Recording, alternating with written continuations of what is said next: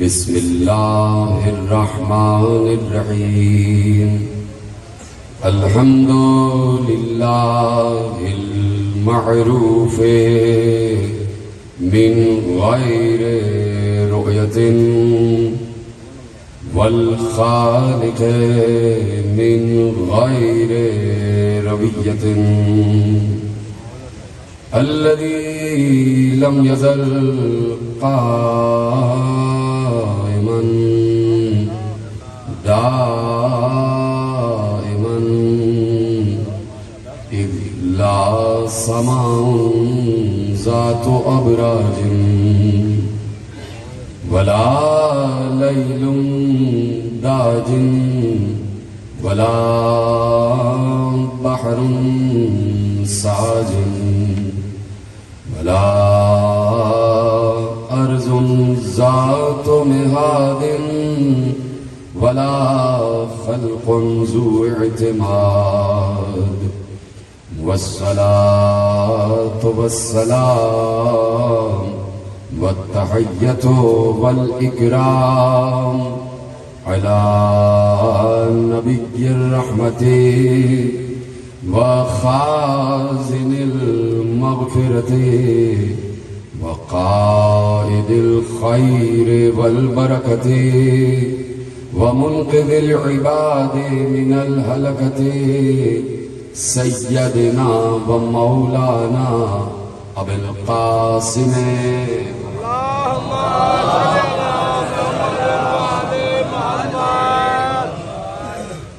وأهل بيته الطيبين الطاهرين المعصومين المظلومين المنتخبين المنتجبين الذين أذهب الله عنهم الرجس وطهرهم تطهيرا.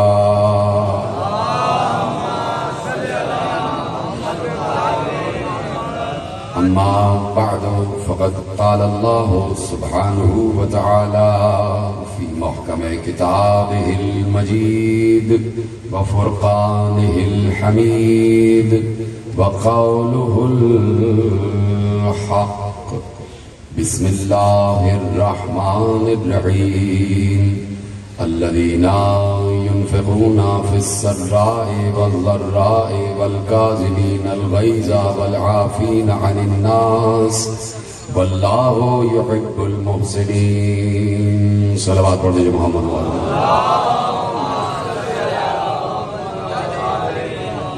1443 ہجری کے عشرہ ماہ اعضاء کی مرکزی امام بارگاہ دھوبی گھاٹ فیصل آباد میں آپ حضرات آج 5ویں مجلس میں شریک ہیں.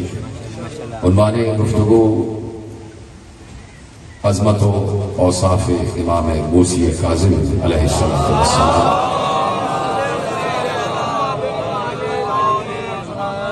اور سلسلہ گفتگو اس وقت 5ویں مرحلے میں داخل ہو رہا ہے.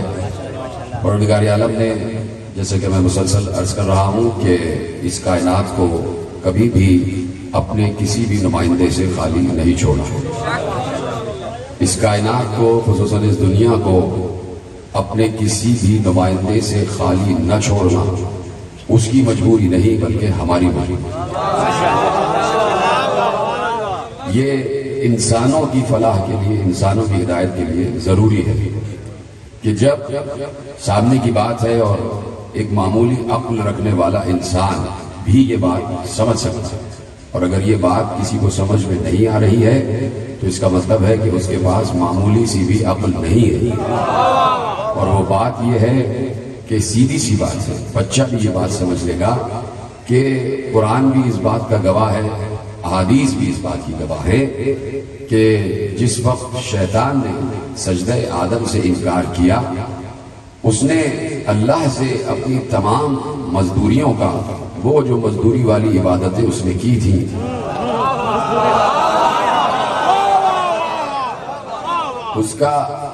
اس نے اللہ سے صلہ چاہا. تو اللہ نے کہا کیا صلہ چاہیے؟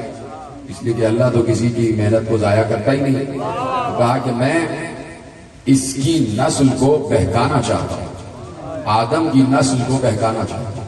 اور قیامت تک اس کی نسل کو، اس کی ذریت کو، اس کی اولاد کو دائیں سے بائیں سے آگے سے پیچھے سے بہکانا چاہتا ہوں اور بہکاؤں گا۔ اللہ نے کہا کہ وقت معلوم تک کی تجھ کو مہلت ہے۔ اس نے تو نہ معلوم کہاں تک کی مہلت چاہی، اللہ نے کہا وقت معلوم تک کی مہلت، جس کو جتنا چاہنا بہکانا، چاہے سامنے سے، چاہے پیچھے سے، چاہے آگے سے، چاہے پیچھے سے، کہیں سے بھی چاہنا بہکانا، لیکن تجھے وقت معلوم تک کی مہلت ہے۔ تو پوچھنا یہ ہے، چاہے کوئی عالم ہو، چاہے کوئی مفتی ہو، چاہے کوئی محقق ہو، ہر پڑھے لکھے سے پوچھنا ہے، اور اس کا جواب سب کے پاس ہے، کیا وقت معلوم آ چکا ہے؟ سب کا جواب ہے نہیں، اب تک وقت معلوم نہیں آیا۔ پوچھوں گا کہ آپ کو کیسے پتا کہ وقت معلوم نہیں آیا؟ تو جواب آئے گا اس لیے کہ ابھی بھی جھوٹ بولا جا رہا ہے، ابھی بھی چوری کی جا رہی ہے، ابھی بھی ڈاکہ ڈالا جا رہا ہے، ابھی بھی کچھ پاک اور طاہر لوگوں کے خطابات پر قبضہ کیا جا رہا ہے، ابھی بھی سچ پر جھوٹ کا لبادہ چڑھایا جا رہا ہے، ابھی بھی حق کو چھپایا جا رہا ہے، یعنی شیطان ابھی بھی بہکا رہا ہے۔ اس کا مطلب ہے وقت معلوم ابھی نہیں آیا، گویا شیطان بہکا رہا ہے، اللہ سے اذن لے کے چلا ہے، اللہ نے کہا جتنا چاہتا ہے بہکا لے۔ تو اب یہ عدل الہی پر حرف آ جائے گا، یہ ہے وہ بات جس کے لیے میں نے زحمت دی ہے، حرف الہی، عدل الہی پر حرف آ جائے گا، عدل الہی پر اعتراض اٹھے گا کہ اگر اللہ یہ انتظام نہ کرے کہ آسمان سے شیطان کی صورت میں ایک بہکانے والا تو ہر دور میں موجود ہو، لیکن آسمان سے رحمان کی صورت میں ایک راہ بتانے والا موجود نہ ہو۔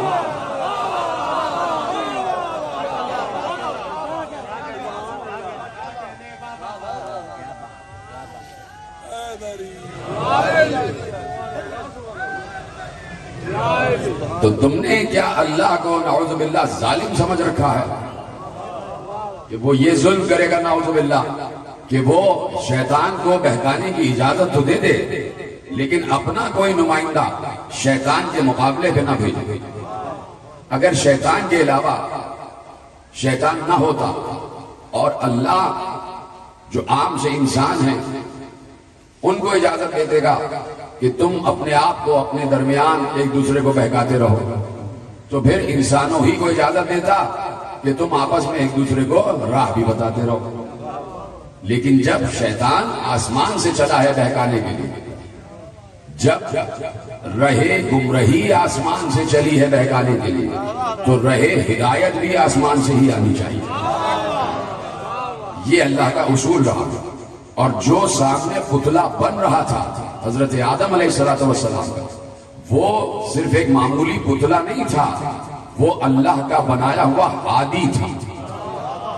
اس کو اللہ نے زمین پر اپنا خلیفہ نومینیٹ کیا تھا، اور اس کا کام ہی یہ تھا کہ سلسلہ ہدایت یہاں سے شروع ہو رہا ہے۔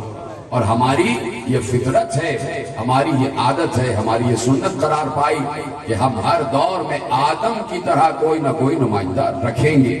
یہ ہے وہ فکر کہ جس فکر کی طرف ہر کلمہ گو کو نگاہ کرنی چاہیے، ہر کلمہ گو کو توجہ کرنی چاہیے کہ سیدھی سی بات یہی ہے کہ جب ہر دور میں شیطان ہے تو ہر دور میں رحمانی نمائندہ بھی ہونا چاہیے، اور رحمانی نمائندہ شیطان سے زیادہ طاقتور ہونا چاہیے،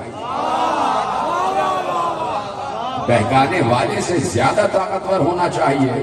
اب شیطان میں نہ معلوم کیا کیا صفتیں ہوں گی جو بد صفتیں ہیں، ان میں سے ایک صفت یہ ہے کہ شیطان بھی ہر جگہ موجود ہے۔ جو سمجھ گیا تو میرا سلام ہے۔ شیطان ہر جگہ موجود ہے، ہر گھر میں موجود ہے، ہر انسان کے ساتھ موجود ہے، ہر وقت بہکاتا ہے، چلتے پھرتے سوتے جاگتے اٹھتے بیٹھتے کھاتے پیتے بہکاتا رہتا ہے، مسجد میں جانے سے روکتا ہے، اچھے کام کرنے سے روکتا ہے، کبھی کوئی اچھے کام کرنے جاتا ہے تو بیچ میں کوئی نہ کوئی راہ ڈال دیتا ہے، کوئی نہ کوئی بادھا ڈال دیتا ہے، بندش کھڑی کر دیتا ہے، یعنی مسلسل وہ ساتھ ہے لیکن نظر نہیں آ رہا، دکھائی نہیں دے رہا۔ یہ کیسے ہو جائے گا کہ شیطان میں تو یہ صفت ہو کہ موجود ہو اور دکھائی نہ دے، تو جب ماننے پہ آئیں تو شیطان کی غیبت کو مان لیں، نہ ماننے پہ آئیں تو حجت کی غیبت کو نہ مانیں۔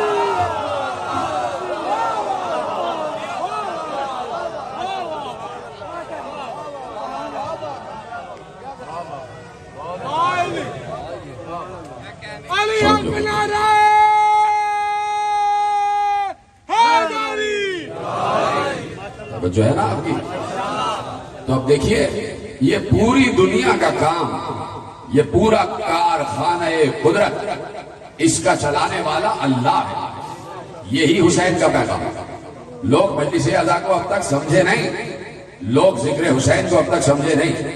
ذکر حسین سبب ہے ذکر توحید کا۔ یہ جو باتیں توحید کی، معرفت کی ہم مجلس میں بیان کرتے ہیں، یہ ہمارے ہر امام نے ہمیں بتائی، یہ ہم اپنے اماموں سے سیکھ کر بتا رہے ہیں۔ ہم پر کوئی وحی نہیں اتر رہی ہے، ہم پر کوئی الہام نہیں ہو رہا ہے، اور ہمیں ان اماموں نے بتایا ہے کہ ہمیں ان اماموں نے بتایا ہے جن اماموں کو اللہ نے بنایا ہے۔ جو فرما رہے ہیں نا، تو اب جیسے آدم سے لے کے خاتم تک ہر بھیجا ہوا نمائندہ اللہ کی نگاہ میں ہے اور اللہ کی طرف سے ہے، اسی طرح جب تک شیطان بہکاتا رہے گا تب تک ماننا پڑے گا کہ رحمانی نمائندہ بھی ہے۔ اور اگر کوئی جملہ آپ کے حوالے، اور اگر کسی نے اپنا یہ عقیدہ بنایا ہوا ہے کہ اب پیغمبر کے بعد اللہ کا کوئی نمائندہ نہیں ہے راہ ہدایت دینے کے لیے، اس کا مطلب ہے اسے مسلسل شیطان بہکا رہا ہے۔ یہ بھی شیطان کی بہکائی ہوئی فکر ہے کہ کوئی راہ بتانے والا نہیں ہے، یہ بھی شیطان اڈیل رہا ہے دماغ میں۔ تو اس کا مطلب ہے کہ جو بھی ذکر حسین میں عقیدہ بیان کیا جاتا ہے وہ تمام کا تمام ائمہ کے حوالے سے بیان کیا جاتا ہے۔ پچھلے سال جو میں نے موضوع قرار دیا تھا اس میں ایک جملہ دیا تھا، اور وہ جملہ میرے موضوع میں ہے اور بڑا کارگر ہے، اس لیے آپ کے حوالے کرتا ہوں کہ صحاح ستہ کا جنہوں نے ترجمہ کیا ہے مولانا وحید الزمان، بہت بڑے عالم ہیں کہ عالم اسلام کی 6 کتابوں کا جنہوں نے ترجمہ کیا ہے، صحیح بخاری سے لے کے اور سنن ابن ماجہ اور مسند احمد ابن حنبل، صحیح مسلم، ترمذی، مشکات، یہ ان کتابوں کا جنہوں نے ترجمہ کیا ہے مولانا وحید الزمان۔ انہوں نے کتاب لکھی تھی ہدیۃ المہدی، ان کی کتاب ہے ہدیۃ المہدی، اور آپ کے اسی شہر سے چھپی ہے۔ اس کتاب میں انہوں نے لکھا کہ میں تحقیق کے بعد اس نتیجے پر پہنچا ہوں کہ جن 12 نقبا کا، جن 12 جانشینوں کا، جن 12 ائمہ کا پیغمبر نے اپنی حدیث میں تذکرہ کیا ہے، ان میں پہلا علی ہے، دوسرا حسن ہے، تیسرا حسین ہے، اور پھر آخری مہدی ہے۔ سارے ائمہ کے نام انہوں نے ویسے لیے جیسے آپ تسلیم کرتے ہیں، اسی طرح انہوں نے کہا کہ ان میں کا 7واں موسی کاظم ہے، اور جو فرمانا ہے۔ تو اب یہ تو بات تسلیم شدہ ہے کہ کہیں نہ کہیں کوئی بات مانی جا رہی ہے، کہیں نہ کہیں حق کو تسلیم کیا جا رہا ہے۔ تو جتنا بھی ذکر حسین ہے وہ ذکر توحید ہے، وہ ذکر الوہیت ہے، وہ ذکر قدرت خدا ہے۔ اور حسین نے سمجھایا کہ پوری کائنات میں اللہ کا حکم چل رہا ہے، پوری کائنات میں اللہ کا حکم چل رہا ہے۔ میں نے عرض کیا تھا نا کہ خوارج نے ایک نعرہ لگایا کہ الحکم للہ الامر للہ، حکم بھی اللہ کا ہے، امر بھی اللہ کا ہے۔ تو بات تو بالکل ٹھیک ہے کہ حکم بھی اللہ کا ہے اور امر بھی اللہ کا ہے، لیکن یہ تو بتاؤ خوارج، اے خارجیوں، یہ تو بتاؤ کہ امر ہے تو اللہ کا، اتر کس میں رہا ہے؟ خارجیوں سے پوچھا جائے، یہ تو خارجیوں کا نعرہ، تو اب پوچھا جائے کہ امر اللہ کا ہے تو امر کا مالک اللہ ہے، اتر کس میں رہا ہے؟ توجہ ہے نا بھائی؟ سورہ قدر ہر روز پڑھی جاتی ہے، نہ معلوم کتنے لاکھوں دفعہ پڑھی جاتی ہوگی پورے روئے عرض پر۔ ہر انسان جو کلمہ گو ہے نہ معلوم کتنی مرتبہ سورہ قدر کی تلاوت کرتا ہوگا۔ تو صرف تلاوت کر لینے سے ہی مسئلہ حل نہیں ہوتا کہ تلاوت کرنے پہ آ رہا ہے تو شاید عیسائی بھی پڑھ رہا ہوگا، اپنا مطالعہ بڑھانے کے لیے، جیسے ہم توریت و زبور و انجیل کے اسفار کا مطالعہ کرتے ہیں کہ ہم دیکھیں کہ توریت میں کیا تھا، زبور میں اور انجیل میں کیا تھا، ویسے ہی اس وقت جو محققین ہیں، نصارہ ہیں، اور جو یہودی محققین ہیں، اور جو ہندو محققین ہیں، وہ بھی قرآن کی آیتیں پڑھتے ہوں گے، وہ بھی سورہ قدر پڑھ رہے ہوں گے، تو اگر پڑھ لینا ہی کافی ہے تو وہ برابر ہوگا۔ صرف پڑھ لینے ہی سے مسئلہ حل نہیں ہوتا، بات یہ ہے کہ اس قرآن کی آیت کا جز کیا ہے، اس میں اللہ باطن میں پیغام کیا دے رہا ہے، وہاں تک پہنچو۔ اجازت ہے نا بات آگے بڑھائی جائے؟ کہہ تو دیا کہ الامر للہ، امر اللہ کا ہے، لیکن اس امر کو سمجھو، اس امر کی معرفت حاصل کرو، اس امر میں ہے کیا کیا۔ بار بار اللہ نے قرآن میں کئی موقعوں پر ارشاد فرمایا ہے کہ وہ یدبر الامر ہے، یدبر الامر ہے، وہ امر کی تدبیر کرتا ہے۔ مدبر الامر، یدبر الامر، امر کی تدبیر کرنے والا اللہ ہے، یعنی امر کا مالک و خالق اللہ ہے۔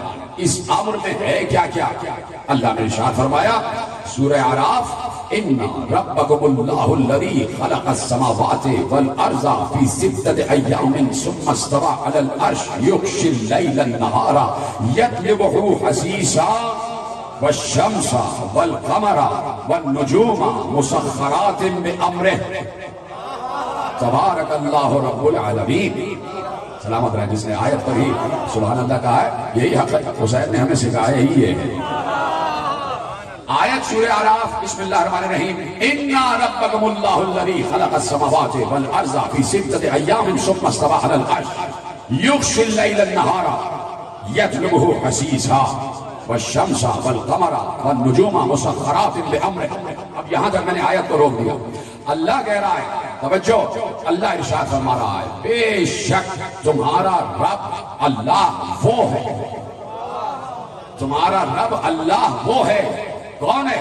اب اللہ یہاں پر اپنی صفت کے دوارا اِنَّا رَبَّكُمُ اللَّهُ الَّذِي خَلَقَ السَّمَاوَاتِ وَالْأَرْضَ فِي سِتَّةِ أَيَّامٍ ثُمَّ اسْتَوَىٰ عَلَى الْعَرْشِ کا تمہارا رب اللہ وہ ہے کہ جس نے آسمان اور زمین کو 6 دنوں میں خلق کیا۔ اب گنتے جائیے گا، 6 دنوں میں زمین اور آسمان کو خلق کیا، ثُمَّ اسْتَوَىٰ عَلَى الْعَرْشِ، اس کے بعد اس نے عرش کی تدبیر کی، عرش کو استوا کیا، عرش کو قائم کیا۔ خلقت زمین و آسمان 6 دنوں میں، پھر اس کے بعد عرش کو قائم کرنا۔ یغشی اللیل النہار، وہی ہے جو رات کو دن سے بدل دیتا۔ ادھر ہے ہمارا اللہ ہے بھائی، ہم نہیں بولیں گے اپنے اللہ پر تو اور کون بولے گا؟ ہم تو اس اللہ کو مانتے ہیں جس اللہ کو محمد اور علی نے بتایا ہے، تو ہم تو اپنے اللہ کی ہر شان پر سبحان اللہ کہتے ہیں۔ اتنی محبت ہے ہمیں اپنے اللہ سے۔ کہا کہ زمین اور آسمان 6 دنوں میں خلق کیے، اور اس کے بعد عرش کو قائم کیا۔ وہی ہے کہ جو رات کو دن سے بدل دیتا، دن کو رات کا پردہ اڑا دیتا، یطلبہ حثیثا، کہ وہ دن کے پیچھے پیچھے آ گیا، دن کے پیچھے پیچھے آ گیا۔ والشمس والقمر والنجوم مسخرات بامرہ، سورج، چاند، ستارے، یہ سب کے سب اس کے امر کے تحت کام کرتے ہیں۔ ادھر رہے سلامت رہے جیسے جملہ محفوظ کیا۔ یہ ہے آپ کی ذہانت کہ میں نے ابھی سے ترجمہ کیا اور آپ پہنچ گئے کہ میں کہنا کیا چاہتا ہوں۔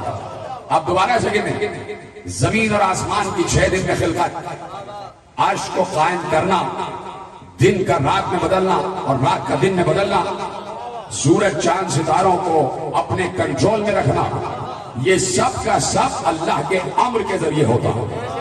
یعنی اللہ کے امر نے 6 دن میں زمین اور آسمان بنائے،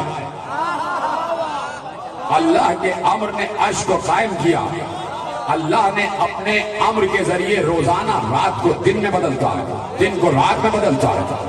اللہ کے امر کے تحت، اللہ کے امر کے تحت تسخیر ہے، سورج بھی، چاند بھی، ستارے بھی، یعنی امر اتنا پاورفل ہے اللہ کا کہ اس کے ذریعے سے آسمان اور زمین بھی بنائے جا سکتے ہیں، اس کے ذریعے سے عرش کو قائم بھی کیا جا سکتا ہے، اس کے ذریعے سے دن اور رات آپس میں ایک دوسرے کے ساتھ آ سکتے ہیں، اس کے ذریعے سے چاند پر بھی کنٹرول ہے، اس کے ذریعے سے سورج پر بھی کنٹرول ہے، اس کے ذریعے سے ستاروں پر بھی کنٹرول ہے، اور اللہ کہہ رہا ہے یہ سب کچھ ہمارے امر کے تحت ہے، سب کچھ ہمارے امر کے تحت ہے۔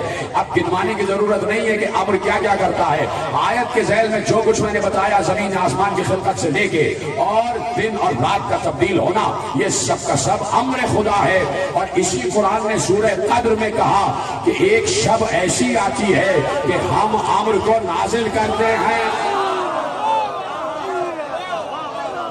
پیچھے رہے، سلامت رہے، تمام حضرات جو پیچھے بیٹھے ہیں خدا سب کو سلامت رکھے۔ آیت نے بتایا سورہ اعراف 54 آیت جو میں نے آپ کے حوالے کی، اور پھر اللہ اسی امر کے لیے ارشاد فرماتا ہے تنزل الملائکۃ والروح۔ ہاں اس دن ملائکہ اور روح اترتے تھے اس کے کل امر کے ساتھ۔ یہاں تک آپ آگا، اس کے کل امر کے ساتھ۔ میں نے ابھی عرض کیا کہ روزانہ سورہ قدر پڑھی جاتی ہے، اور سورہ قدر میں شب قدر کا اعلان ہے کہ ایک رات ایسی آتی ہے پورے سال میں کہ جب اللہ کل امر، اس پر غور نہیں کیا، سلامت رہا، من کل امر، پورا کا پورا امر، یعنی اس رات اللہ جتنا بھی امر اس کے پاس ہے وہ سب کا سب نازل کرتا ہے۔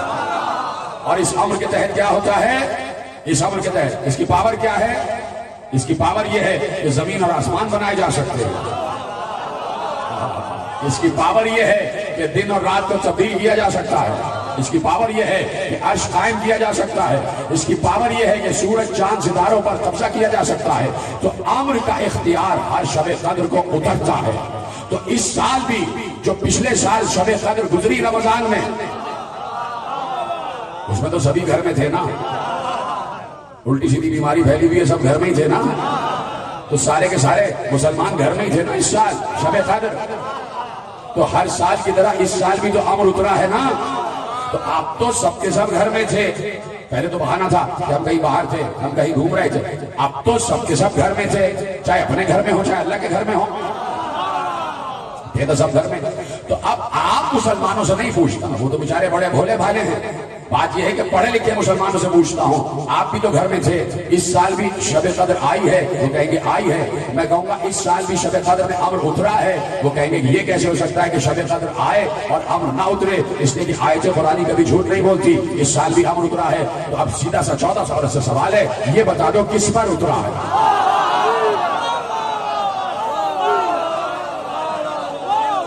آپ گھر پہ تھے کہ آپ پر اترا ہے؟ اگر آپ پر اترا ہے یہ بتائیے کہ اس سال آپ کی شادی رہے گی یا ختم ہو جائے گی؟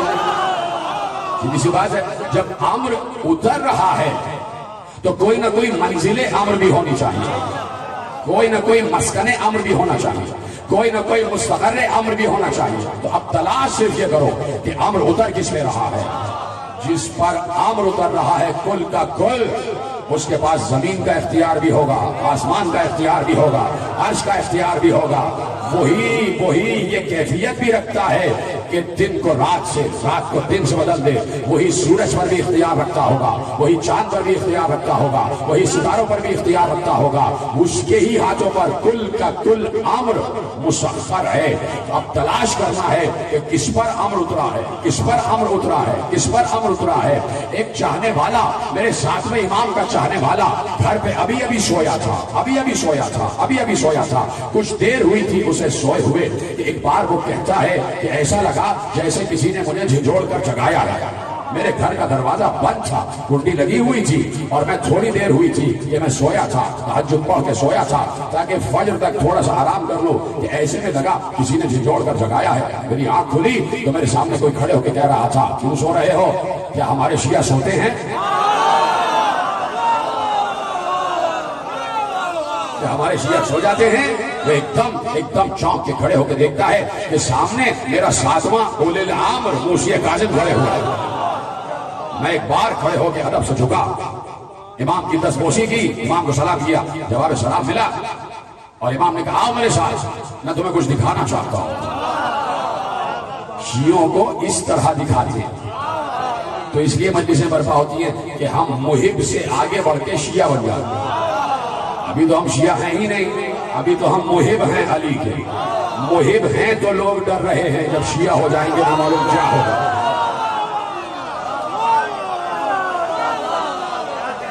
ابھی تو ہم محب علی ہیں۔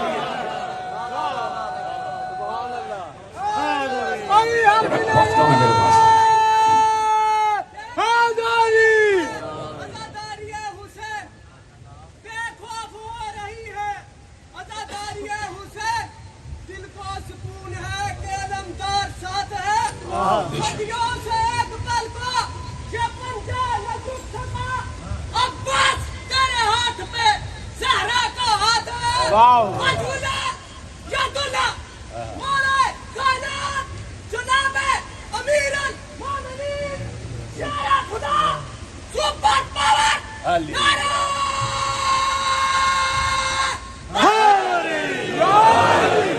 بیٹا سلامت رہو، توجہ فرمائی آپ نے۔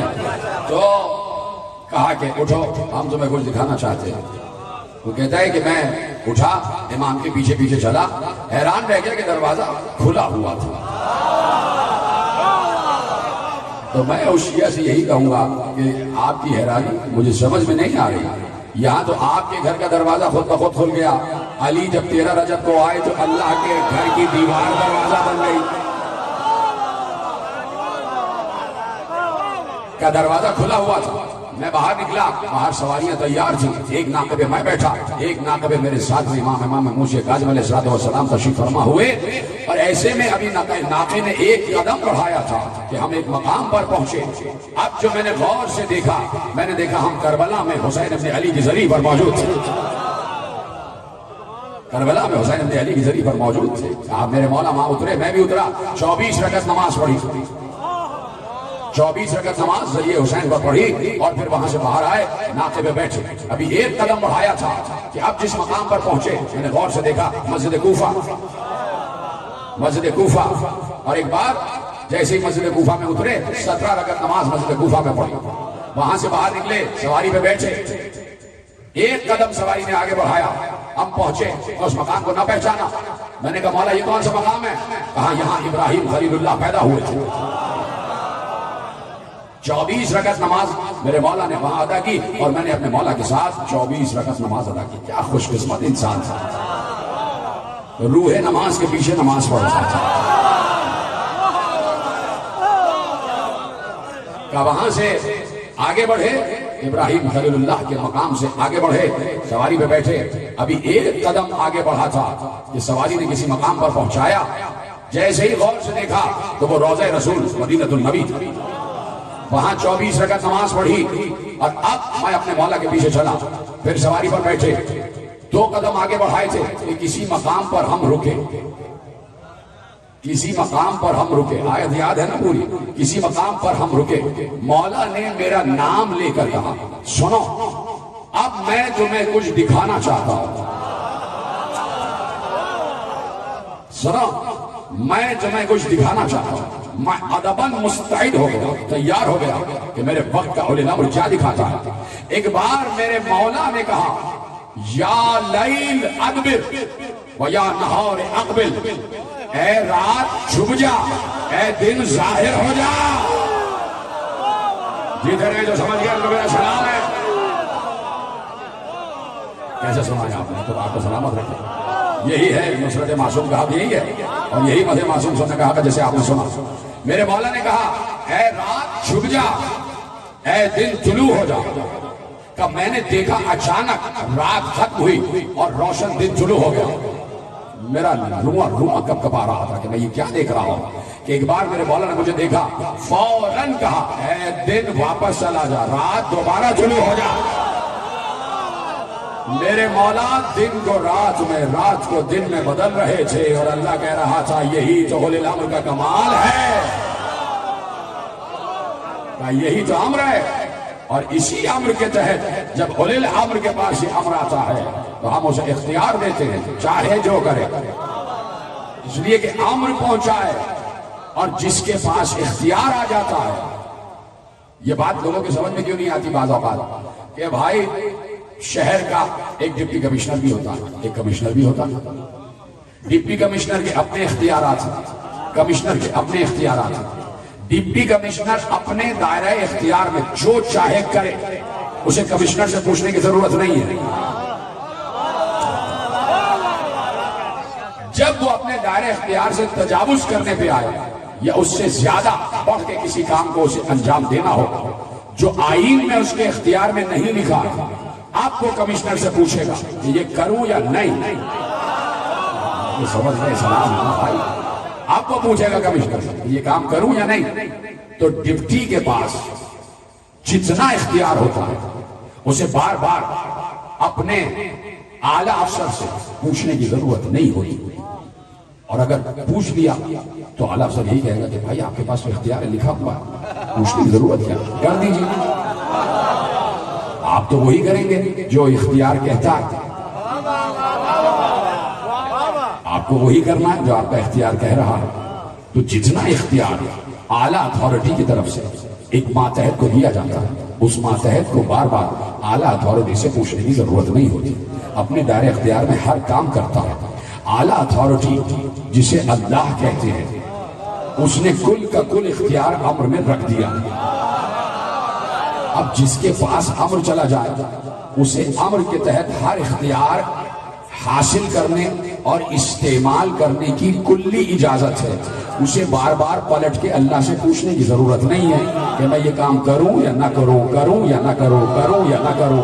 اس لیے جب بھی کوئی آگے کہتا ہے ہمارے یہاں قحط ہے، بارش نہیں ہو رہی، وہ کہتے بارش ہو جاتی ہے، اللہ سے کہنے کی ضرورت ہی نہیں ہے۔ کوئی آگے آ کے میرا بیٹا مر گیا ہے، وہ کہتے زندہ ہو جا، اللہ سے پوچھنے کی ضرورت ہی نہیں ہے، اس لیے کہ امر میں زندہ کرنے کا اختیار بھی ہے، امر میں بارش برسانے کا اختیار بھی ہے، پہنچے ہی نہیں۔ اور ایسے ہی کسی اولی الامر کے پاس کوئی آ کے یہ کہے میرے پاس بیٹا ہی نہیں ہے، تو وہ پوچھ کے تھوڑی ساتھ دے گا۔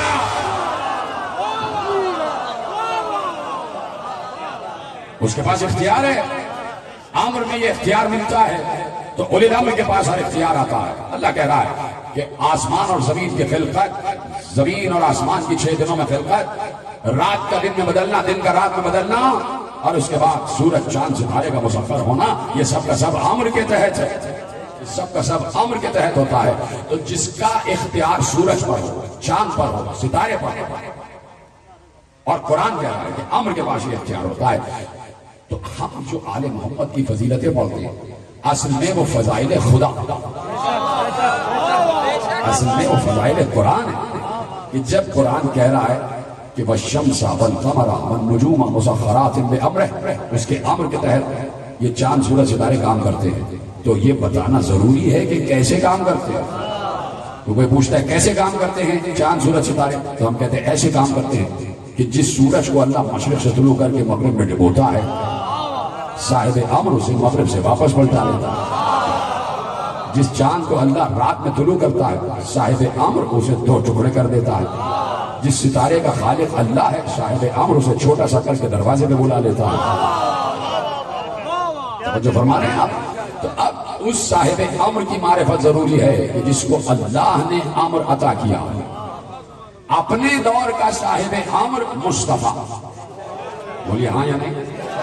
اپنے دور کا صاحب امر مصطفیٰ، تو کل کا کل امر خدا مصطفیٰ پر نازل ہوا۔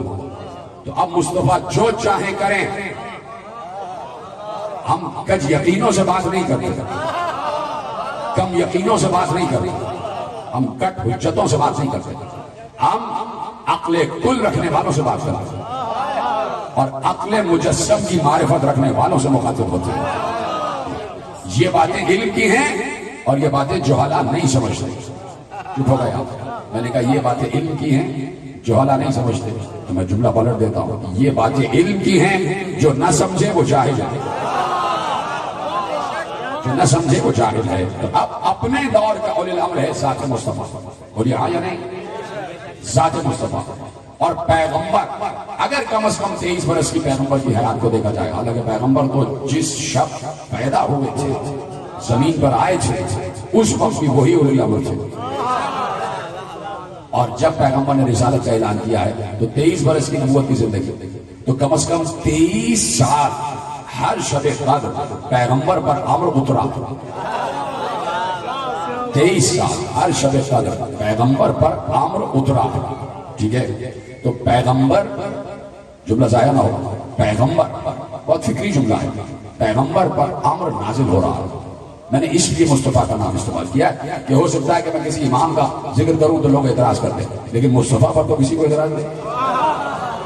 تو جب میں پوچھنا چاہتا ہوں عالم اسلام سے کہ جس شب پیغمبر پر، جس شب کی، جس شال کی، جس شب کی پیغمبر پر امر خدا اترا تو کل کا کل اترا.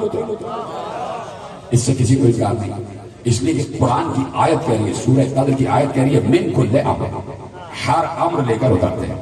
ہر امر پیغمبر کی ذات پر اترا تو پیغمبر نے ہر امر کو ویسے ہی استعمال کیا کہ جیسے اللہ استعمال کرتا.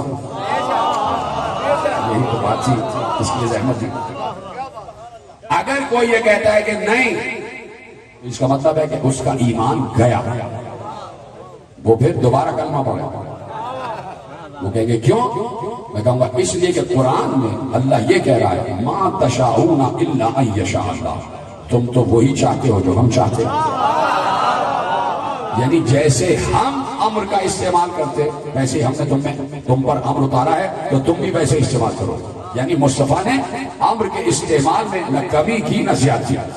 توجہ ہے، استعمال امر میں نہ کمی کی نہ زیادتی، جیسے اللہ چاہتا تھا ویسے ہی امر استعمال کیا. تو اب دیکھ لیا ادھر، آپ نے ادھر آ جائیے، ادھر میری طرف دیکھیے، توجہ ہے. تو اب واجب ہے، میں نے کہا میری تقریر کا ایک ایک لفظ قیمتی ہے، کوئی لفظ بھرتی کا نہیں ہوتا. آپ پر اعتماد ہے مجھے کہ آپ میرے کسی لفظ کو ضائع نہیں کرتے. باقی جگہوں پہ ہوتا ہے کہ لوگ کہتے ہیں کیا غور کر رہے ہیں، کوئی قصہ سنائیں، کوئی لطیفہ سنائیں، کیونکہ آج کل زیادہ تر ہو رہا ہے، اس سے 2-4 لطیفے سنائیں، لیجیے مجلس تمام ہوئے اور چلے گئے. بات یہ کہ پیغام کیا دیا جا رہا ہے، عقیدے کو مضبوط کیسے کیا جا رہا ہے، وہ یہاں پہ ہو رہا ہے. اس لیے میری طرف دیکھیں. تو اب تحمل سے اس لیے سمجھا رہا ہوں تاکہ بات ذہنوں میں بیٹھ جائے، اور پھر اس کے بعد یہ تمہید میرے اگلے جملوں میں کام آنے والی ہے. اس لیے اس کو اپنے ذہنوں میں محفوظ رکھیں کہ اللہ کے رسول نے ہر امر ویسے استعمال کیا جیسے اللہ استعمال کرتا. یعنی مرضی مصطفیٰ، مرضی خدا، اللہ کی مرضی کے تحت استعمال کیا. تو اب بعد مصطفیٰ جو اولی الامر ہو اس پر واجب ہے کہ امر خدا ویسے ہی استعمال کرے جیسے اللہ استعمال کرتا. تو اب اگر کسی کو کسی نے بعد خدا اولی الامر تسلیم کیا ہے، کسی کو کسی نے بعد رسول خدا، بعد رسول خدا اولی الامر مانا ہے، تو اب وہ اس کو دیکھے کہ کیا وہ ویسا ہی کام کرتا ہے جیسے اللہ چاہتا ہے. کچھ باتیں ایسی ہوتی ہیں کہ جو آپ تک بغیر بتائے پہنچ جاتی ہیں، میں مطمئن ہو جاتا ہوں کہ بات پہنچ گئی. کیا بعد رسول کسی نے اگر کسی کو اولی الامر مانا ہے، بعد رسول تو یہاں تک کا عرصہ آ رہا ہے نا، کوئی ادھر ادھر نہ چلا جائے، تو کسی نے کسی کو اولی الامر مانا ہے تو کیا اس اولی الامر نے یہ دیکھے کہ ہر امر خدا اسی علم خدا کے تحت استعمال کیا جو علم خدا اللہ اپنے اولی الامر کو دیتا ہے. تو اگر آپ تک یہ بات نہ پہنچی اور آپ فیصلہ نہ کر پائے کہ وہی علم بعد رسول خدا اولی الامر کے پاس تھا جو اللہ کا علم تھا، تو علم میں کامل ہونا چاہیے. اور جو اولی الامر علم میں کامل ہوتا ہے وہ یہ نہیں کہے گا کہ مجھ پر بھی کبھی شیطان آتا، میں بھی کبھی راستے سے بھٹک جاتا ہوں، راستے سے ہٹا ہوا دیکھو تو مجھے راستے پہ لگا دے. اب پہچان یہ ہے اصل اولی الامر کی کہ وہی اصل اولی الامر ہے کہ وہ علم خدا کے تحت ویسا ہی کام کرتا جیسے اللہ کرتا. اس کی پہچان یہ ہے کہ جیسے ہی وہ ممبر پر آئے تو کہے جو چاہو مجھ سے پوچھنا، میں ہر سوال کا جواب دوں. علم میں کامل ہونا چاہیے، علم میں کامل ہونا چاہیے. تو رسول اپنے دور میں اولی الامر اور کامل اولی الامر. تو اب وہ اولی الامر ہو بعد رسول جو رسول جیسا ہو. توجہ ہے، تیار ہے سننے کے لیے؟ پوری تمہید سن لی. اب اولی الامر وہ ہو جو بالکل رسول جیسا ہو. میں آج کے اتنی بڑی داڑھی والے ملا کی بات نہیں کر رہا جو خامخواہ ہی کہتا ہے ہم رسول جیسے اور رسول ہم جیسے، ان کی بات نہیں کر رہا. بات کر رہا ہوں کہ اللہ نے جس اولی الامر کو رسول جیسا بنایا میں اس نظام کی بات کر رہا ہوں کہ جس کے لیے اللہ نے کہا ہے کہ ثم اورثنا الکتاب الذین اصطفینا من عبادنا، سورہ فاتر میں کہا کہ ہم نے اپنی کتاب کا وارث مصطفیٰ کو اور مصطفیٰ جیسے مصطفیٰوں کو بنایا۔ یہ ہے فیصلہ، یہ ہے فیصلہ، جیسے آپ نے سنا ہی کہ ہم نے اپنی کتاب کا وارث مصطفیٰ کو اور مصطفیٰ جیسے مصطفیٰوں کو بنایا ہے۔ ٹھیک ہے، تو اب جو بعد مصطفیٰ اولی الامر ہو اس کے لیے ضروری ہے کہ وہ بے عین ہی مصطفیٰ۔ ٹھیک ہے، توجہ فرمائیے آپ نے۔ علی ابن یقطین ساتویں امام کے دور کا ایک چاہنے والا، بہت عظیم چاہنے والا، اس نے مولا سے دریافت کروایا کہ حکومت وقت نے مجھے وزارت کی دعوت دی ہے، کیا میں وزیر بن جاؤں؟ کیا میں وزیر بن جاؤں؟ تو آج کے بھی یہ جو منسٹرز بن جاتے ہیں، جو نیشنل اور پروونشل اسمبلی کے ممبرز بن جاتے ہیں، ان کے لیے ایک پیغام ہے، کھڑے تو ہو جاتے ہیں انتخاب میں، اللہ سے بھی اجازت نہیں ہے۔ تم کہو کہ نہیں جمہور کا جو فیصلہ ہے وہی اللہ کا فیصلہ ہوتا ہے، یہ بھی عجیب فکر دی ہے کہ جو جمہور کا فیصلہ ہے وہی اللہ کا فیصلہ ہے، جو اکثریت کا فیصلہ ہے وہ اللہ کا فیصلہ ہے۔ یہ جیسا ایک مشہور مسئلہ ہے کہ گئی بھینس پانی پانی، اب اس کا انتظار کرتے رہیے کہ کب باہر نکلے گی۔ اس لیے یہ مسئلہ مشہور ہے گئی بھینس پانی میں، کہ جب بھینس پانی میں جاتی ہے تو پانی میں ہی رہ جاتی ہے، اب وہ باہر کھڑا انتظار کر رہا ہے کب نکلے گی، اپنی مرضی سے باہر آئے گی۔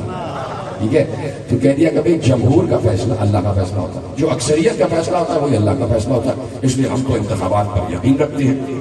اچھا، آپ انتخابات پر یقین رکھتے ہیں تو اللہ نے ملائے اعلیٰ میں معصوم ملائکہ سے انتخاب کیوں نہیں کروایا کہ مجھے زمین پر خلیفہ بنانا ہے، تم اپنے درمیان میں سے کسی کو چن کر مجھے بتا دو۔ یہ جمہوریت اگر ہونی تھی تو اسی منزل پر ہو جاتی۔ اللہ کہتا آدم میرا نمائندہ ہے، اے فرشتوں تم اپنا نمائندہ لاؤ۔ فرشتے اگر اپنا نمائندہ لے آتے اور وہ دور جمہوریت کا دور ہوتا، سمجھ گئے تو آپ کو سلام ہے۔ وہ دور پہلا دور کہ جب آدم کا پتلا بنا ہے، اس دور میں وہ دور اگر جمہوری انتخابات کا دور ہوتا، الیکٹورل ڈیموکریسی کا دور ہوتا جو آج ہے، اور اللہ کہتا فرشتوں تم اپنا نمائندہ لاؤ، میرا نمائندہ آدم، اور انتخاب ہوتا، تو آپ بتائیے کون جیتتا اور کون؟ اکثریت میں تو فرشتے تھے۔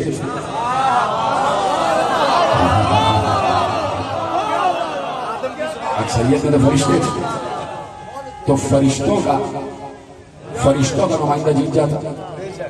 اللہ اقلیت میں وہ اپنا اصل نمائندہ لے کے بیٹھا رہتا۔ نعوذ باللہ، میں تو باتیں سمجھا رہا ہوں۔ تو کبھی بھی جمہور کا فیصلہ حق نہیں ہوتا، کبھی بھی جمہور کا فیصلہ حق نہیں ہوتا، اس لیے کہ جمہور میں گھوڑے گدھوں کو ساتھ باندھا جاتا ہے۔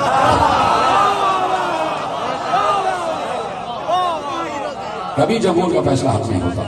تو آج بھی میں کہتا ہوں کہ آپ منسٹر تو بن جاتے ہیں، اللہ سے بھی پوچھا ہے، کبھی کسی نے پوچھا ہے اللہ سے کہ میں پروردگار کھڑے ہونے جا رہا ہوں، کیا اجازت ہے؟ تو تم اللہ سے رابطہ نہیں کر سکتے، ہمارے پاس آ جاؤ، یہ تسبیح ہے ہمارے پاس، ہم استخارہ کر کے بتا دیں گے۔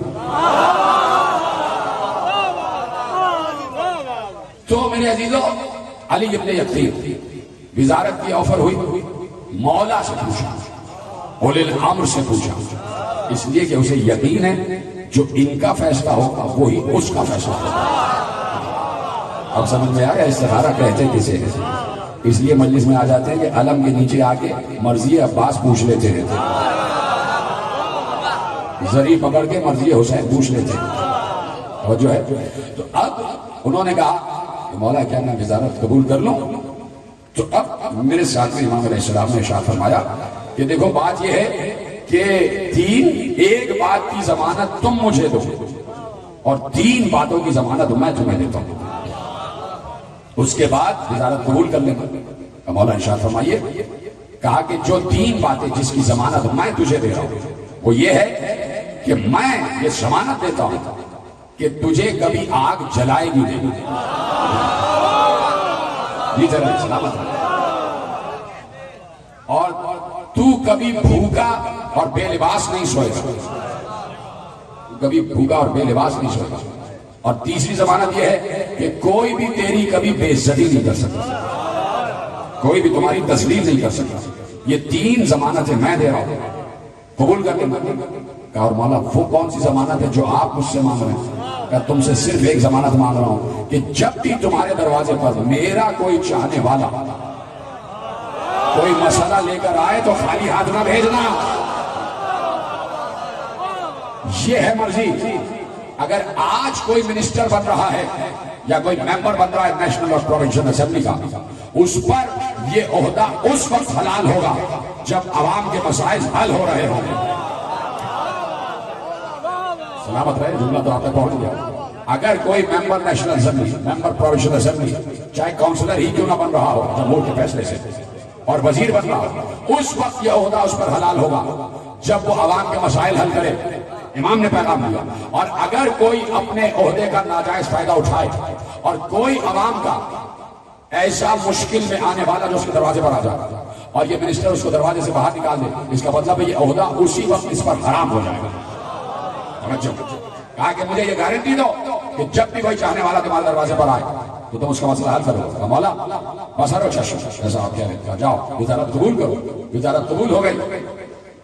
توریہ ہے اور تقیہ ہے، دو ہی لفظوں میں میں نے پورا پیغام کہہ دیا۔ توریہ بھی ہے اور تقیہ بھی ہے۔ تقیہ میں علی ابن اختیر ہے، اور اس کے بعد یہ آل محمد کے چاہنے والے کا خاصہ ہوتا کہ اگر کسی باطل حکومت کا بھی حصہ ہے تو اس باطل حکومت کے لیے بھی باذن امام، کیونکہ اذن امام تھا، اس باطل حکومت کے لیے بھی بدیانت کام کرتا ہے اس وقت تک جب تک باطل حکومت دین حق کے لیے نقصان دہ نہ ہو جائے۔ اس وقت جب تک عوام کے مسائل کا حل کرنا ہے اس وقت تک وہ ہر کام بدیانت انجام دیتا ہے۔ ٹھیک ہے، بات پہنچ رہی ہے سب تک؟ معاملات ہو گئے۔ اور پھر بہت سے لوگ ایسے تھے کہ جو علی ابن اختیر کو امام کی طرف نظر، نیاز، زکوٰۃ اور خمس بھیجا کرتے تھے، اور جن کے کچھ سوالات ہوتے تھے وہ بھی علی ابن اختیر کو دیکھ کر لکھ کر دیتے تھے کہ ہمارے امام تک پہنچائیے اور ہمیں ان سے جواب چاہیے اپنے مسائل۔ علی ابن اختیر نے ایک بار کسی نے آگے نظر دی، زکوٰۃ، درہم و دینار، خمس دیا کہ یہ مولا کا حق ہے۔ کچھ لوگوں نے آگے کاغذ پہ سوالات لکھے اور کہا کہ اس کا جواب مولا سے ہمیں چاہیے۔ پورے ایک زمبیل میں ساری چیزیں جمع کی۔ علی ابن اختیر نے کہا یہ مولا تک پہنچ جائیں۔ ایسے میں 2 لوگوں کو علی ابن اختیر نے منتخب کیا جن کے متعلق علی ابن اختیر کو یقین تھا کہ ان کے دل میں بھی وہی ہے جو زبان پر ہے اور زبان میں بھی وہی ہے جو دل میں ہے، یعنی منافق نہیں ہے، راز کو راز رکھنے کی صلاحیت ہے۔ 2 لوگوں کو منتخب کیا اور کہا کہ میں نے تمہارے لیے سواری پہلے سے تیار رکھی ہے، یہ تمام سامان میرے مولا تک مدینے میں پہنچاؤ اور ان سوالات کے جوابات وہاں سے لے کے آنا۔ یہاں سے یہ 2 افراد چلے، راستے میں کچھ کھانے پینے کا سامان لیا، پہنچے مدینے سے کچھ دور پہنچے تھے کہ ان کا سامان سفر جو کھانے پینے کا سامان تھا وہ بالکل مختصر سا رہ گیا، تھوڑا سا، آدھی روٹی رہ گئی، اور اس کے بعد تھک بھی گئے، پانی بھی پینا تھا۔ کہ تھوڑی دور مدینے سے رہ گئے، تھوڑا یہاں آرام کر لیتے ہیں، آس پاس دیکھتے ہیں، کچھ اپنا زیادہ راہ بھی طے کر لیتے ہیں کہ کچھ کھانے پینے کا سامان آ جائے اور تھوڑی طاقت و قوت آ جائے، پانی پی لیں تو آگے بڑھیں گے۔ پریشان ہو رہے تھے کہ سفر کیسے جاری رکھیں گے، واپس کیسے جائیں گے، اس لیے کھانے پینے کا سامان تو ختم ہو چکا۔ ابھی یہ سوچ رہے تھے کہ دل میں سوچا کہ جیسے ہی کچھ انتظام ہوتا ہے تو یہاں سے چلیں گے، مدینے پہنچیں گے، امام کی زیارت کریں گے، امام کے حوالے ان کے تمام امانتیں کریں گے اور مدینے میں روضہ رسول کی زیارت کریں گے اور گھر واپس چلے جائیں گے۔ لیکن انتظار کر رہے تھے کہ کوئی آئے تو تھوڑا سا زیادہ راہ آ جائے۔ ابھی یہ سوچ رہے تھے کہ لکھا یہ ہے کہ دور سے گرد اڑتی ہوئی دکھائی دی، ایک گھوڑا سوار آ رہا تھا۔ جیسے ہی گرد چھٹی یہ دونوں ایک بار احترام میں کھڑے ہو گئے، اس لیے کہ کوئی اور نہیں، ساتھ میں امام موشے غازب آ رہے تھے، ساتھ میں امام تشریف لا رہے تھے۔ اور جیسے ہی قریب آئے یہ دونوں آگے بڑھے، انہوں نے رکابوں کو تھاما، لجام کو تھاما، امام زمین پر تشریف لائے، انہوں نے امام کو سلام کیا، جواب سلام ملا کہ مولا آپ ہی کی طرف آ رہے تھے، یہ امانتیں آپ کی۔ امام نے ایک ایک امانت لی، اس امانت کو دیکھے بغیر کہا یہ فلانے کا اس میں نظر ہے، فلاں بن فلاں نے اتنی زکوٰۃ دی ہے، فلاں بن فلاں نے اتنا خمس دیا ہے. پھر ایک اور زمین انہوں نے دی کہ مولا یہ کچھ لوگوں نے آپ سے سوالات پوچھوائے، ان سوالات کے جوابات بھی دے دیجئے، اور مولا ہمارے پاس کھانے پینے کا سامان ختم ہو گیا ہے، وہ کچھ انتظام ہو جائے تو ہمارا ارادہ یہ ہے کہ ہم مدینے جائیں اور روضہ رسول کی زیارت کر لیں. امام نے کہا کتنا کھانا بچا ہے؟ کہا بس یہ آدھی روٹی. امام نے کہا دو. امام نے آدھی روٹی اپنے ہاتھ میں لی اور جیسے میں تسبیح کو الٹ پلٹ کر رہا ہوں ویسے امام نے اس آدھی روٹی کو ایسے ایسے اپنے ہاتھوں سے مس کیا اور دے کر کہا یہ کوفے تک کے لیے تمہارے لیے کافی ہے. سلامت رہیں آپ، خدا آپ کو سلامت رہیں. باب الحوائج آپ کے حامی و ناصر ہو جائے. باب الحوائج آپ کی ہر حاجت کو قبول فرمائے. جیسے آپ نے سنا امام موسیٰ کاظم کے سائے میں آپ کو دیتا ہوں، آپ کو کوئی بیماری نہیں گھیرے گی، خدا آپ کو سلامت رکھے. کہا کہ یہ کوفے تک کے لیے تمہارے لیے کافی ہے، کوفے تک کے لیے تمہارے لیے کافی ہے. اور ایک بار کہا وہ سوالات کا مولا یہ سوالات ہیں، اور سوالات بندھے ہوئے تھے، ابھی کھلے نہیں تھے، ان پر مہر لگی ہوئی تھی، سیل تھے. سیل سمجھتے ہیں نا کہ اس کو کھولا نہیں جاتا، سیل لگائی ہی اس لیے جاتی ہے کہ اگر اپنی منزل پر پہنچے اور سیل کھلی ہوئی ہو تو لینے والا سمجھ جائے کہ اس میں خیانت کی گئی ہے. سیل تھے، کھولا بھی نہیں گیا تھا. امام نے وہ کاغذ جن پہ سوالات لکھے ہوئے تھے ابھی اپنے ہاتھ میں لیے، اور ایک بار راوی کہتا ہے اپنی آستین سے کاغذات نکالے، کہا یہ ان سوالات کے جوابات ہیں.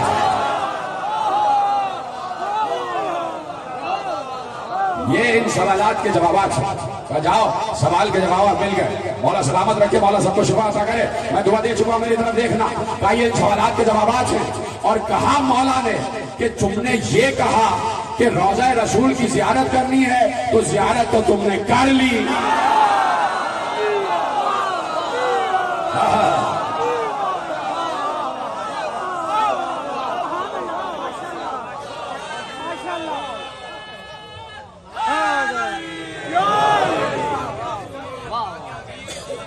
صلوات پڑھیں محمد و آل محمد. تمام مومنین کی شفا اور صحت و سلامتی کے لیے بابا سے بلند درود پڑھیں محمد و آل محمد.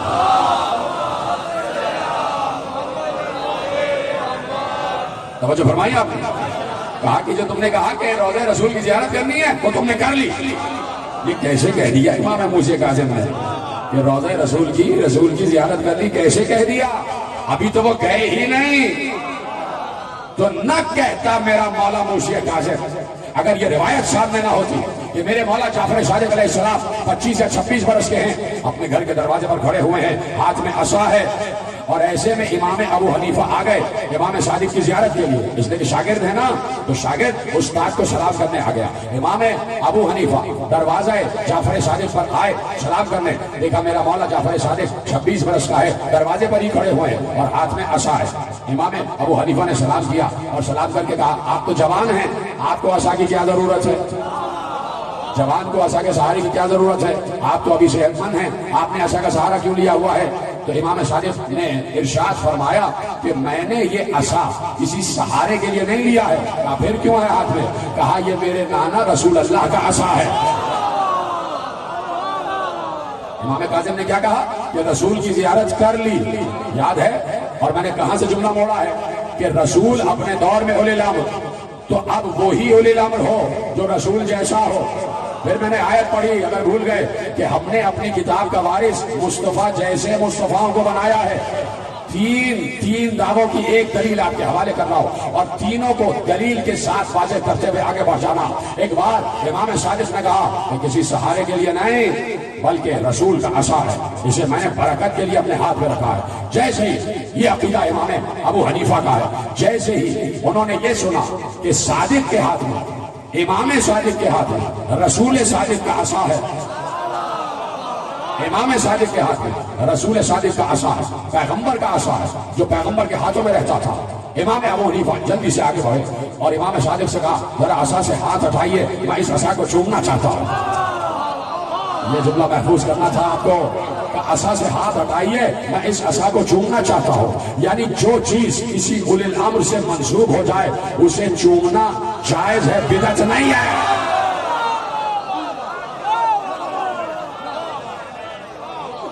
توجہ فرمائیں. کہا یہ عصا میں اسے چھوٹنا چاہتا ہوں، یہ رسول کا عصا ہے، ذرا ہاتھ ہٹائیے میں اسے چھوٹنا چاہتا ہوں۔ اب جلال کے عالم میں امام ساجد نے کہا یہ عصا لکڑی کا عصا ہے، لکڑی کا عصا ہے، رسول سے مس ہوا تو تم چومنا چاہتے ہو۔ ایک بار آستین ایسے کی اور کہا ان رگوں میں رسول کا لہو ڈال رہا ہے۔ مومنین آخری عالمی تک دونوں ہاتھ اٹھا کے نعرہ تکبیر، نعرہ رسالت، نعرہ حیدری، حیدری، حیدری، حیدری، حیدری، صلوات پر محمد و اہل بیت محمد۔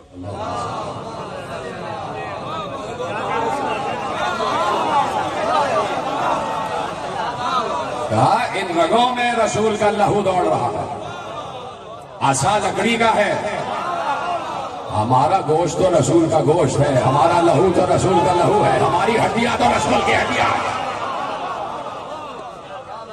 یہی تو علی سے کہا تھا رسول نے، لحم کا لحمی یا علی، دم کا دمی یا علی، عزم کا عزمی یا علی، جسم کا جسمی یا علی، حزن کا حزنی یا علی، روح کا روحی یا علی، نور کا نوری یا علی، عقل کا عقلی یا علی، عین کا عینی یا علی، وجہ کا وجہی یا علی، لسان کا لسانی یا علی، انت منی وانا منک یا علی۔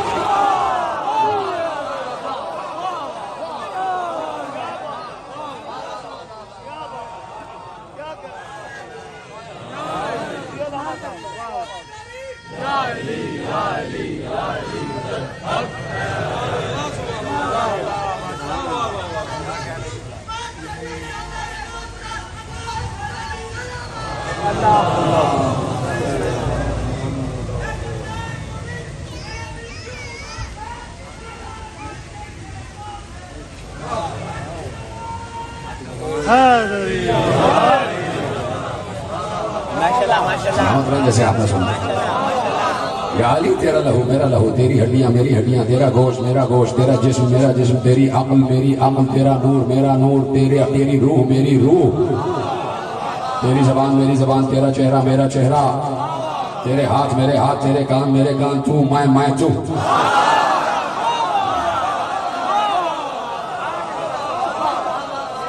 یعنی رسول کی مکمل شبیہ ہے ہر باری سے رسول۔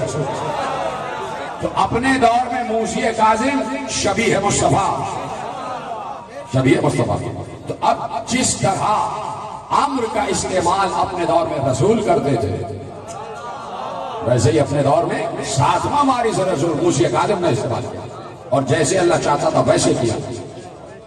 کوئی مسئلہ نہیں ہے، کوئی مرحلہ نہیں ہے امام کے لیے، حجت کے لیے، معصوم کے لیے، کہ چاہے وہ گھر سے باہر آزاد ہو، چاہے وہ قید میں، اس لیے کہ ہر جگہ اولی الامر ہے۔ جس سال موسی کاظم قید میں تھے اسی سال رمضان بھی آیا، اسی رمضان میں لیلۃ القدر بھی آیا، اور اسی لیلۃ القدر میں امر بھی اترا۔ تو امر رک تھوڑی گیا تھا کہ زندان میں تھوڑی جاؤں گا، تو قید خانے میں امر کیسے جائے گا؟ نہیں، جہاں اولی الامر ہوگا وہی امر خدا جائے گا۔ تو جہاں اولی الامر ہے وہی امر خدا ہے۔ تو اگر آج کا اولی الامر رمضان میں 19 کو 21 کو یا 23 کو کسی مجلس میں آ جائے تو امر خدا مجلس ہی میں اترے گا۔ جہاں پر اولی الامر ہوگا وہی امر خدا کا نزول ہوگا، اور کل کا کل امر خدا ہوتا۔ اس لیے کہ میں مسلسل عرض کر رہا ہوں کہ اللہ نے اپنے اور بندوں کے درمیان ایک رابطہ، ایک وسیلہ، ایک واسطہ قرار دیا، اور پھر اللہ اس بندے سے جو اس کا رابطہ، واسطہ اور وسیلہ حجت ہے، اس سے براہ راست بات کرتا ہے، اس پر امر اترتا ہے ملائکہ کے ذریعے، روح کے ذریعے، جس کے ذریعے بھی، اور اس کو بتایا جاتا ہے کیسے زندگی گزارنا ہے۔ سن 60 ہجری کے رمضان میں شب قدر میں عمر حسین پر اترا۔ اپنے دور کے اولی الامر حسین بن علی تھے، تو جہاں پورے انسانوں کی تقدیریں اتری، وہیں پر اس تقدیر کا بھی اعادہ ہوا اور آموختہ ہوا۔ اللہ نے کل کا کل امر اس سال حسین بن علی پر اتارا، اور تمام انسانوں کی تقدیریں بتائی حسین کو، ہر انسان کی تقدیر حسین پر اتری۔ زمین و آسمان کی تقدیرات، سورج چاند ستاروں کی تقدیرات حسین ابن علی پر اتری، اور حسین کو معلوم ہے کس کو کتنا رزق دینا ہے، کس کو کتنی سانسیں دینا ہے، کس کو شفا دینا ہے، کس کو زندگی کسے موت، سب کی تقدیریں حسین کو معلوم ہے، نام بنا۔ یہ بھی حسین کو بتا دیا گیا کہ حسین تمہاری تقدیر میں یہ ہے کہ سن 61 ہجری کے 11 محرم کو اس دنیا میں ہو گئے اجرکم اللہ۔ اسی تقدیر خدا کا اعادہ جو حسین کو پہلے سے معلوم کہ حسین یہی برس ہے وعدے کے نبھانے کا۔ حسین تمہارا بیٹا علی اکبر، اس کی بھی تقدیر اتار رہا ہوں، علی اصغر کی تقدیر بھی اتار رہا ہوں، تمہاری بہنوں کی تقدیر بھی اتار رہا ہوں، تمہارے بھانجوں کی بھتیجوں کی تقدیر بھی اتار رہا ہوں، تمہارے دوستوں کی تقدیر بھی اتار رہا ہوں۔ حسین ان سب کی تقدیر میں نے بہت بلند کر دی ہے، ان کی تقدیر میں نے قاب قوسین پہ لکھی ہے، یہ اتنے بلند ہیں کہ ان سے زیادہ بلند کوئی نہیں ہے۔ ان کی تقدیر پہ آج میں نے دستخط کر دی ہے کہ یہ اس دنیا کو چھوڑنے کے بعد وہاں پہنچیں گے جہاں میں۔ حسین تقدیر علی اکبر یہ ہے کہ جگر میں برشی کا پھل لگے، تقدیر علی اصغر یہ ہے کہ تیر گردن سے پار ہو جائے، تقدیر قاسم یہ ہے کہ لاش پامال ہو جائے گی، تقدیر اول محمد یہ ہے کہ دونوں کے لاشیں ماں کے سامنے پڑے ہوئے ہوں۔ بہنوں کی تقدیر یہ ہے کہ تمہارے ذبح ہوتے ہی سروں سے چادریں اتر جائیں۔ عباس کی تقدیر یہ ہے کہ بازو کٹ جائیں گے۔ کہ حسین تقدیر یہیں پر ختم نہیں ہوگی، مسلم کے 2 بچوں کی تقدیر بھی عجیب تھی کہ یہ 2 بچے بھی کربلا کے شہیدوں میں شمار کرتا ہوں، یہیں سے کربلا کے درد کا آغاز ہو جائے گا۔ اجرکم اللہ۔ جب بات آ گئی تو گریہ آپ پر واجب ہو جاتا ہے۔ معلوم ہے نا آج 2 چھوٹے چھوٹے تابوت برآمد ہوں گے، ننھے تابوت برآمد ہوں گے۔ یہ 2 ایسے بچے ہیں مسلمانوں، کلمہ پڑھنے والوں، رسول کا کلمہ پڑھنے والوں، یہ 2 ایسے بچے تھے جو اپنی ماں سے بھی بچھڑ گئے، اپنے باپ سے بھی بچھڑ گئے۔ ماں نے باپ کے حوالے کیا تھا، باپ مسلم جیسا سفیر حسین مسلمانوں کے شہر کوفے میں آیا تھا۔ انہی مسلمانوں نے خیال ہی نہیں کیا کہ یہ نبی کے نواسے کا نمائندہ ہے، نبی کے نواسے کا سفیر ہے۔ چلو سفیر سے تمہیں کوئی مسئلہ تھا، بچوں پر تو رحم کر رہے تھے، بچوں پر تو رحم کرتے۔ کیا گزر رہی ہے مسلم پر کہ چاروں طرف سے مسلم کو گھیرا جا رہا ہے۔ 8 ذی الحجہ جب آئی اور یقین ہو گیا کہ اب جنگ مقدر ہے، تو جناب ہانی کے گھر میں جب تک تھے تو جناب ہانی کے گھر سے بالکل ملا ہوا گھر قاضی شریح کا گھر تھا۔ یہ 60 سال قاضی رہا ہے، 60 سال قاضی رہا ہے۔ قتل حسین کا فتویٰ بھی اسی نے دیا تھا۔ 60 سال اپنی تمام تر سازشوں کو سامنے رکھتے ہوئے یہ 60 سال قاضی رہا۔ کسی دور میں اسے قاضی کوفے کا بنایا گیا۔ علی کا جب دور خلافت آیا تو علی نے چاہا کہ اسے ہٹائیں، لیکن اس نے اتنے پنجے مضبوط کر لیے تھے کہ کوفے میں ایک سازش برپا ہو جاتی اور بڑی عجیب کیفیت ہو جاتی، تو علی نے برقرار رکھا۔ 60 سال قاضی شریح رہا۔ ہانی کے گھر کے بالکل برابر میں گھر۔ ہانی کے ایک دوست نے کہا، جناب مسلم سے کہا کہ بچے بھی آپ کے ساتھ ہیں، کل صبح جنگ مقدر ہو چکی ہے، میں بات کرتا ہوں قاضی شریح سے، بچوں کو کچھ دن کے لیے اس کے پاس امانتاً رکھ دیتا ہوں۔ جیسی گھر میں گیا تو قاضی شریح کی گھر والیوں نے، گھر کی خواتین نے تھوڑا سا رحم کا اظہار کیا، کہا بچوں کو یہاں رکھ دو، کوئی مسئلہ نہیں۔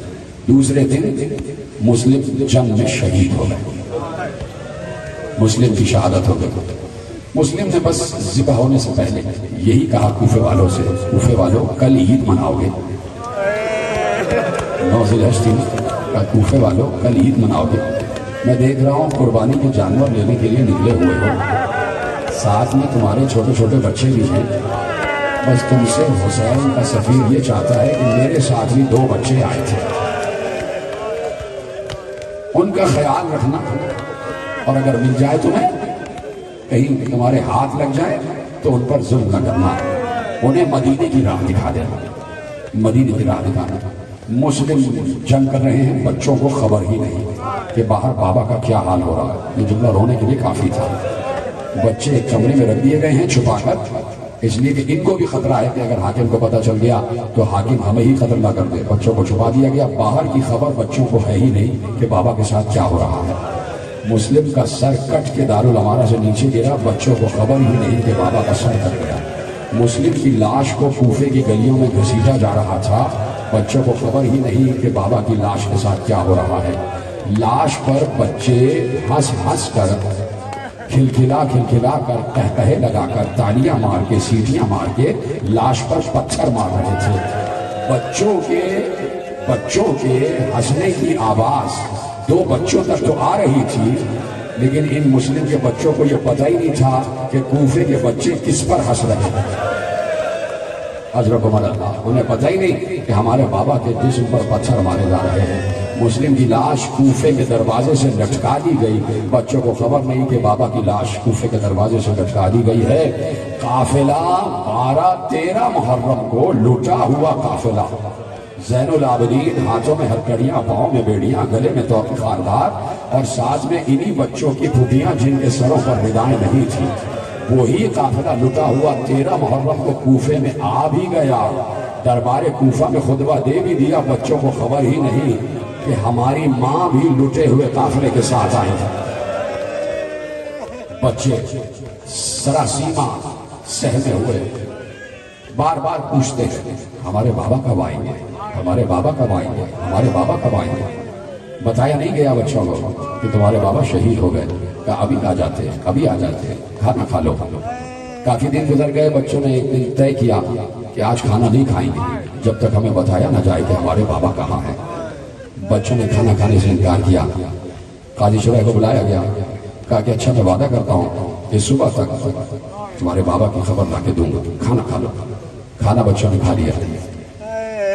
یہ پورا مہینہ گزر چکا بچوں کو کسی طرح. آخر ابن زیاد نے اعلان کیا کہ میں نے سنا ہے کہ مسلم کے 2 بچے بھی ساتھ تھے. وہ بچے کہاں ہیں؟ مجھے وہ بچے اپنے پاس چاہیے. اور میں اس دربار میں اعلان کرتا ہوں جہاں بھی مجھے پتا چلا کہ وہ بچے کسی کے پاس گئے، مجھے معلوم ہوا تو میں اس شخص کو قتل کر دوں گا اور اس کے گھر میں آگ لگا دوں گا. قاضی شرح کو معلوم ہوا، لرزنے لگا. اس نے کہا کہ میرا گھر بھی جل جائے گا، مجھے قتل کر دیا جائے گا. بچوں کے پاس آیا. کہا کہ بچوں میری جان خطرے میں ہے، تو تم چاہتے ہو کہ تمہیں تمہارے گھر بھیجا جائے تمہارے ماں باپ کے پاس؟ کہا کیا ہی اچھا ہے کہ بھیج دو. کہا رات آئے گی تمہیں ایک راہ لے جائے گا. کوفے کی سرحد پر قافلے جا رہے ہیں، ان قافلوں میں سے ایک قافلہ نجف کو جا رہا ہے، تو تم اس قافلے کے ساتھ شامل ہو جاؤ اور چلے جانے. بچوں کو تھوڑا سا زیادہ راہ دیا. بچوں کو رات کو چھوڑ دیا. کہا اس سے آگے ہم نہیں جا سکتے اس لیے کہ پہرا ہے. یہاں سے دیکھو سیدھا راستہ جا رہا ہے اور جہاں اس راستے کا آخر ہوگا وہیں وہ قافلے کھڑے ہوں گے. بچے آہستہ آہستہ چلے. 8 اور 9 برس کا سن ہے بچوں کا. آہستہ آہستہ خوب اندھیرا ہے. جنگل سے ہوتے ہوئے جا رہے تھے. سراسیمہ سہمے ہوئے، ڈرتے ہوئے، بچتے ہوئے، خوف کھاتے ہوئے. آہستہ آہستہ چھوٹے چھوٹے بچے تھے. جب پہنچے تو دیکھا وہ قافلہ جا چکا تھا. دور سے دیکھا کہ شاید قافلہ نظر آ جائے، پیچھے پیچھے چلتے رہے، لیکن پوری رات گھومتے رہے، قافلہ ان سے نہ مل سکا. صبح ہوئی تو دیکھا کوفے ہی میں ہیں. کہیں چھپ کے بیٹھ گئے. ایک بار حسین ابن نمیر کا لشکر آ رہا تھا. اس نے دیکھا وہ دور 2 بچے بیٹھے ہوئے ہیں. پوچھا تم کون ہو؟ بچے ہیں آل محمد کے گھرانے کے، ان کو کیا پتا کہ سیاست کیا ہوتی ہے، ماحول کیا ہوتا ہے. کہ یہ بتاؤ کہ اگر ہم تمہیں بتا دیں تو تم ہمیں مارو گے تو نہیں؟ تم ہمیں مارو گے تو نہیں؟ کہ نہیں میں نہیں ماروں گا. کہ ہم مسلم ابن عقیل کے بچے ہیں، اپنے بابا سے بچھڑ گئے. حسین ابن نمیر ملعون نے کہا اچھا ہماری تو تلاش ہے. بچوں کو لیا دربار میں آ گیا. کہا یہ مسلم کے بچے ہیں. کہا قید کر دو انہیں، مشہور زندان میں، مشہور کی زندان میں قید کر دو. بچے قید رہے 6-7 مہینے وہی قید رہے. روز یاد کرتے تھے، روز یاد کرتے تھے نہ معلوم اماں کہاں ہوں گے، نہ معلوم بابا کہاں ہوں گے. دونوں بھائی ایک دوسرے سے گلے ملتے تھے. بھیا آج اماں بہت یاد آ رہی ہے، بھیا آج بابا بہت یاد آ رہے ہیں. ایک دن ایسا ہوا کہ چھوٹے نے کہا بھیا یہ جو مشہور زندان بان ہے اس سے کم از کم بتائیں تو کہ ہم ہیں کون، شاید اس کے دل میں رحم آ جائے. بھیا آج اماں بہت یاد آ رہی ہے، دل چاہ رہا ہے کہ اماں کی گود میں سر رکھ کے سو جاؤں. بابا کے قدموں کو چھونا چاہ رہا ہوں، اپنے گھر میں سونا چاہ رہا ہوں. کب تک ایسے رہیں گے؟ بڑے بھائی نے کہا کہ کیسے بتا دوں، تمہیں تو پتا ہے جب بھی ہم بتاتے ہیں کہ ہم کون ہیں کبھی ہمیں دائیں رخسار پہ تماچا لگتا ہے. کبھی 5 سال کا تماشا لگتا ہے. چھوٹا بہت ضد کرنے لگا, بہت زیادہ رو رہا تھا. ابراہیم بہت زیادہ رو رہے تھے. اب بھیا محمد بتا دو, شاید رہے مارا. بار بار بڑا بھائی کہہ رہا تھا کہ نہیں بتا سکتے, ہم پر بہت تشدد ہوگا. جب چھوٹے بھائی کی ضد بہت بڑھ گئی اور رو رہا تھا چیخ مار مار کے, ایسے میں مشکور آ گیا. بڑے نے کہا اچھا تم چپ ہو جاؤ, میں بات کرتا ہوں. چھوٹے بچے ہیں, سوچو چھوٹے بچے کیسے معاملہ فہمی کرتے ہو. جیسے زندان مان آیا, بڑا بھائی آگے بڑھا, کہا کہ تجھ سے کچھ کہنا چاہتے ہیں. کہا کہو کیا کہنا چاہتے ہیں. کہا تو رسول خدا کو جانتا, ان کو مانتا. مانتا ہوں, کیوں نہیں مانتا, نبی آخر کلمے میں ان کا نام ہے. کہا کہ ان کی ایک بیٹی ہے فاطمہ زہرا, کیا ان کو مانتا؟ کہا کیوں نہیں, میری جان ان پر قربان. ان کے دل میں تھوڑی سی ہمت آئی. کہا کہ کیا تو علی ابن ابی طالب کو مانتا ہے؟ کہا وہ میرے مولا ہے. کہا علی ابن ابی طالب کے بیٹے حسین کو مانتا ہے اور جانتا ہے؟ کہا وہ میرے آقا ہے. کیا حسین کے سفیر مسلم کو جانتا ہے؟ کہا جانتا ہوں, کیوں نہیں جانتا. افسوس ہے کہ ان کی نصرت نہ کر سکا. جیسے یہ لفظ سنا, دونوں بھائی چیخ مار کے کہتے ہیں اسی مسلم کے بچے, اسی مسلم کے بچے. پھر قید خانے میں 6 مہینے سے قید. جیسے ہی مشہور نے سنا, سر سے امامہ پھینک کے بچوں کے قدموں پہ گر گیا. بچوں کے قدموں کو چوم رہا تھا. روایت میں لکھا ہے بچوں کے قدموں کو اپنے آنکھوں سے لگا رہا تھا, دہن سے چوم رہا تھا. اور ایک بار ایسے ہاتھ جوڑ کے کہتا شہزادو, شہزادو سنیں گے, شہزادو بنت رسول سے میری شکایت نہ کرنا, مجھے معاف کر دینا, مجھے معلوم نہیں تھا کہ آپ سادات کے گھرانے کے, مجھے معاف کر دیجیے گا. کہا ہماری اماں کہاں ہیں, ہمارے بابا کہاں ہیں, جانا چاہتے ہیں. کہ میں آج ہی انتظام کرتا ہوں, رات کو آپ اپنے گھر پر ہوں گے. رات آ گئی, اپنے بیٹے کو بلایا.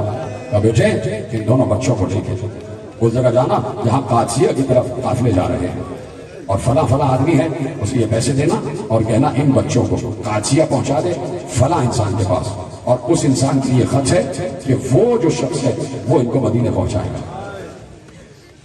در کوفہ سے, فصیل کوفہ سے باہر کوئی جا نہیں سکتا تھا. کبھی اس دور کے جغرافیائی حالات پر بھی غور کرو کہ کتنا پرخطر دور تھا آل محمد کے چاہنے والوں کے لیے. کربلا ہو چکی تھی اور وہ تمام معاملات میں جو انقلاب کے تھے وہ سب تھے. اتنا سخت پہرا لگا ہوا تھا فصیل کوفہ.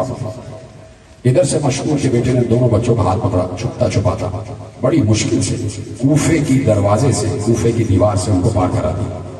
اور اس نے بھی یہی کہا کہ آگے میں جا نہیں سکتا, یہ سیدھا راستہ ہے, آپ جائیے گا قادسیہ کا قافلہ وہاں پر. بچے گئے, رات بھر بچے کوفے ہی میں گشت کرتے رہے. صبح ہوئی تو دیکھا کوفے میں ہیں. دونوں نے ایک دوسرے سے گلے لگ کر کہا ہائے ہماری قسمت.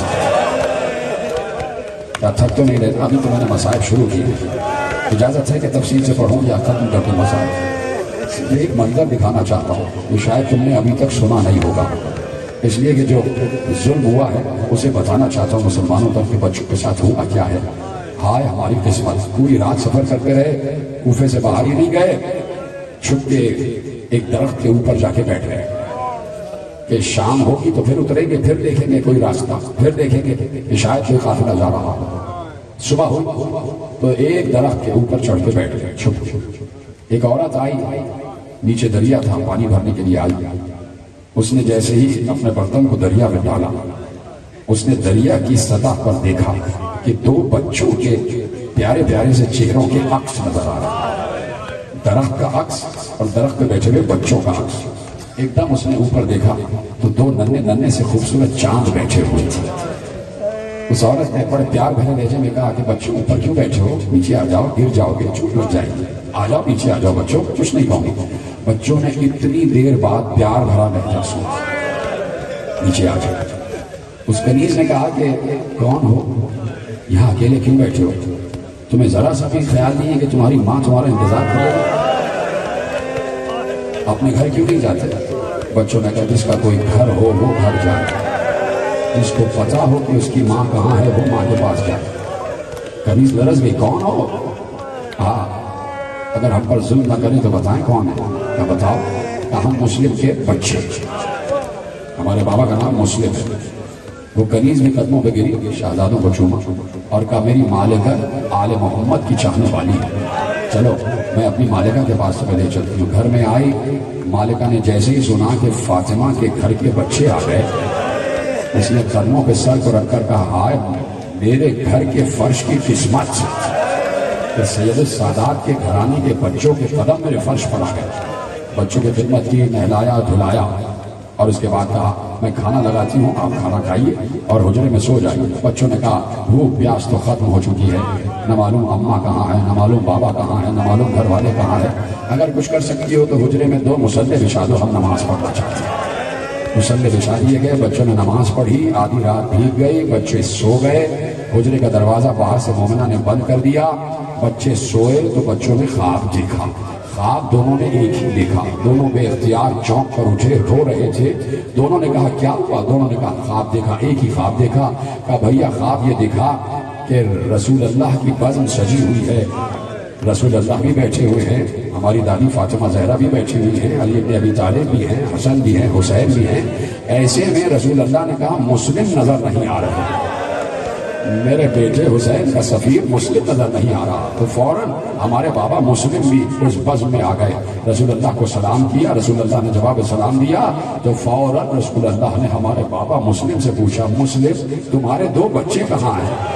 تمہارے 2 بچے کہاں ہیں؟ تو بابا نے رسول اللہ سے کہا کہ رسول اللہ بس تھوڑی دیر میں وہ بھی آنے والے ہیں، تھوڑی کیا سن رہے ہیں آپ کی آواز بلند ہو جائے، تھوڑی دیر میں وہ بھی آنے والے ہیں۔ بھیا ایسا لگتا ہے ہماری آخری رات آ گئی، ہماری آخری رات آ گئی۔ یہی وہ وقت تھا جب حارث ملعون گھر میں داخل ہوا اور اس حجرے کے سامنے سے گزر رہا تھا، بچوں کے رونے کی آواز سنی تو اپنی ماں سے پوچھا کہ حجرے میں کون ہے؟ کہا کوئی نہیں ہے۔ تیرے کانوں میں ایسے ہی آواز آ رہی ہے؟ کہا نہیں مجھے آواز آ رہی ہے۔ کہا نہیں آگے جا، تیرے لیے کھانا لگاتی ہوں۔ کہا نہیں جب تک دیکھ نہیں لوں گا حجرے میں کون ہے آگے نہیں جاؤں گا۔ اس نے ایک بار حجرے کی کنڈی کھولی، دروازہ کھولا تو لکھنے والے نے لکھا، میر انیس نے لکھا کہ وہاں مسلم مظلوم کے پیارے نظر آئے، ایک برج میں 2 عرش کے سارے نظر آئے، مسلم کے بچے نظر آئے۔ ایک بار اس ظالم نے پوچھا کون ہو تم دونوں بچے؟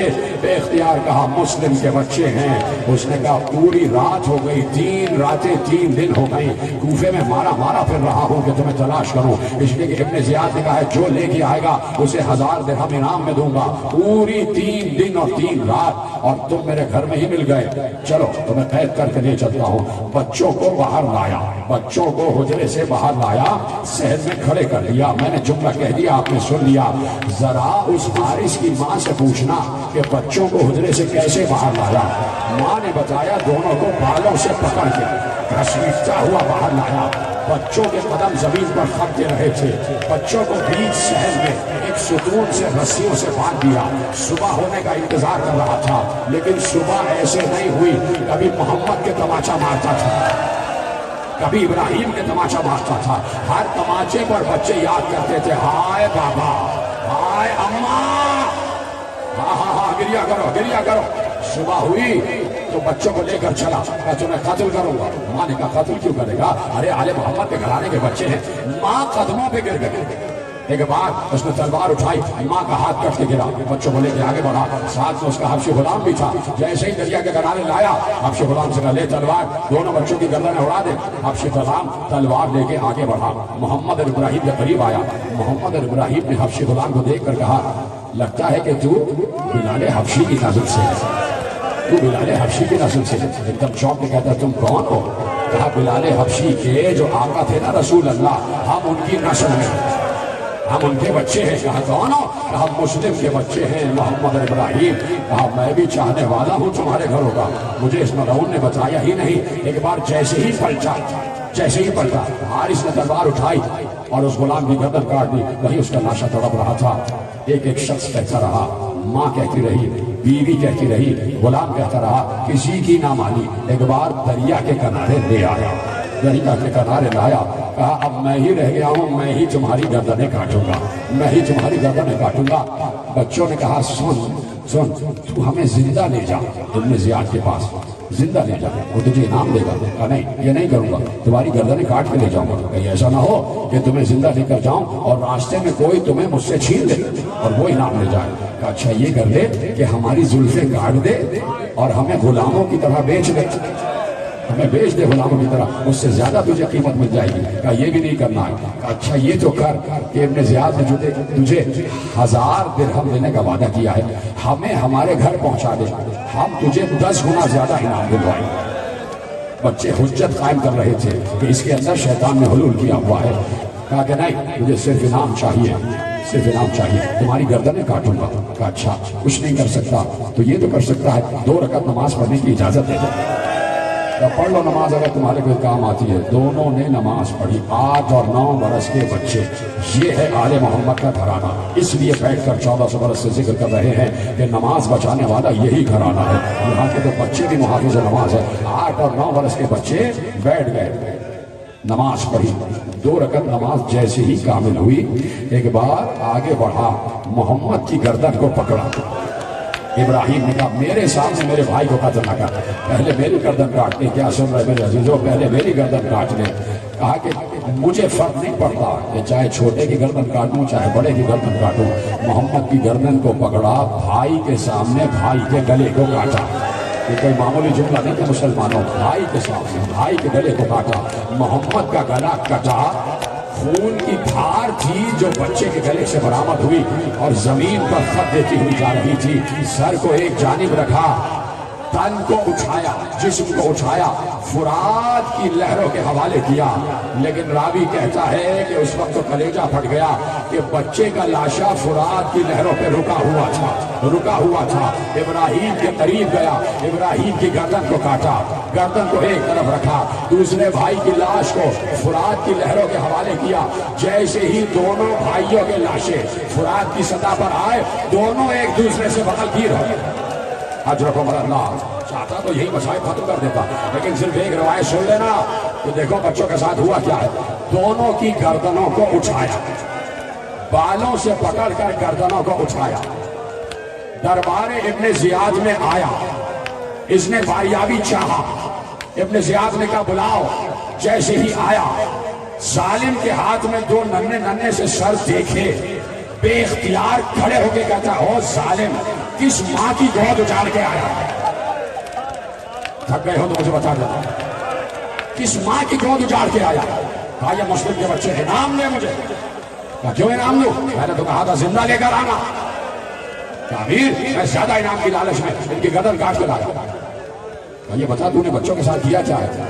جب یہ سنیں گے جملہ تو میں قسم چادر زہرا کی یہ جملہ کہنے جا رہا ہوں, کم از کم ہائے ضرور کہہ دیتا. ابن زیاد نے کہا یہ پہلی مرتبہ دونوں بچے جب میرے دربار میں آئے تھے, ان کے چہرے سے نور پھوٹ رہا تھا, اتنے حسین چہرے سے, روشن رخسار سے.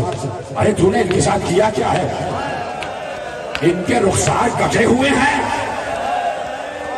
ان کے بال گرد سے اٹے ہوئے ہیں. اتنے حسین بچوں کے ساتھ تو نے کیا ظلم کیا؟ ایک ظلم بچایا. کہا کہ تو نے میری حکم عدولی کی ہے, میں تجھے سزا دوں. کہا بچوں نے آخر میں کہا کیا تھا؟